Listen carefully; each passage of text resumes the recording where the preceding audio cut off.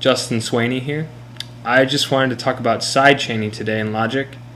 Common application in electronic music is to duck white noise out of the way of a kick drum or any kind of synth sound.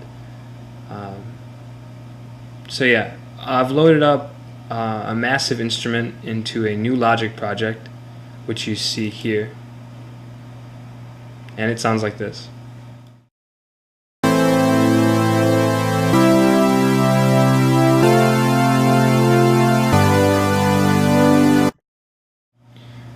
Pretty simple. I played the chords and just put some saw waves to stereo spread a little bit.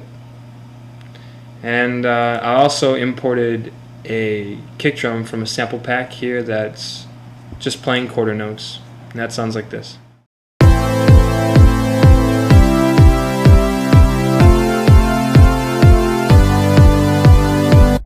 Really simple. Now the idea here is that we want a compressor on the channel of the synth to be responding to the kick drum via the sidechain. So we're going to put in a compressor. I'm going to use a FabFilter compressor, but I'll show you the Logic one as well. Where you choose your sidechain input is the same on each.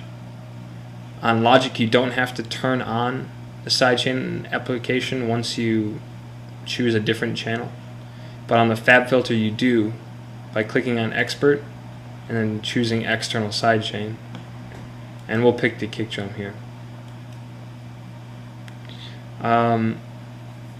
Now in effect the sidechain is the detector for the compressor when to turn down the track that it's on, that the plugin's placed on. So we now have the compressor turning down the synth when the bass drum plays, and that's exactly what we want. So let's take a listen.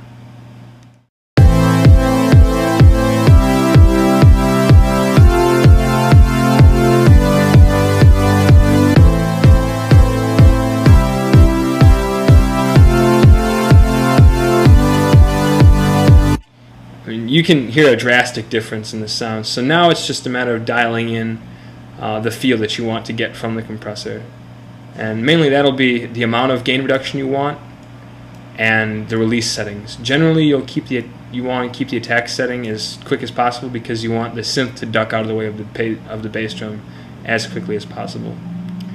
But the release setting is mainly up to taste. One good tip that I have is that you generally want to stay in the ballpark of the gain reduction just getting back to 0 at the time of the next downbeat. So let's shoot for that.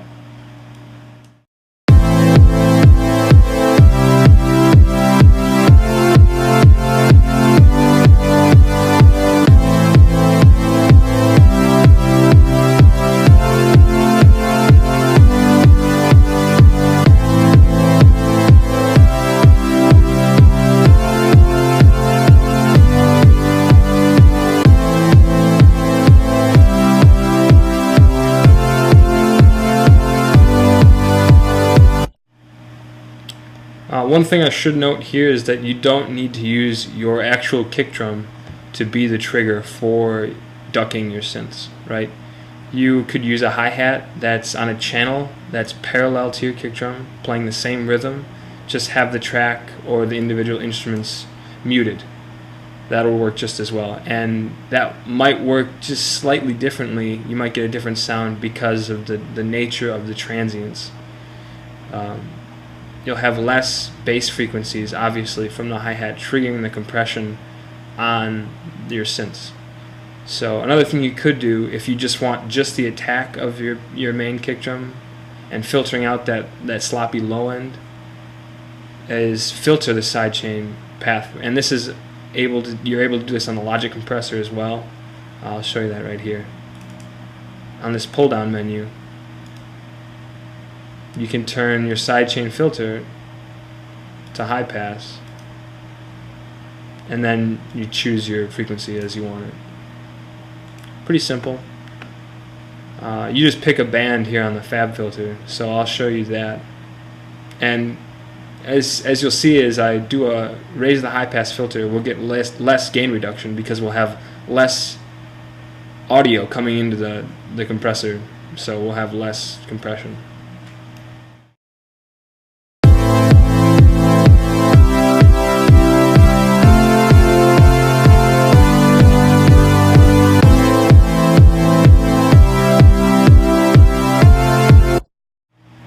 Now, in doing that, you're obviously going to have to reset your release settings, but you'll be able to get away with a lower threshold then, because there's less of the kick drum coming into the detector.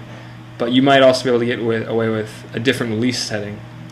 So it's really a matter of playing with, maybe you want a clap triggering it, or a hi-hat, or maybe it's just I need to get rid of the sub bass.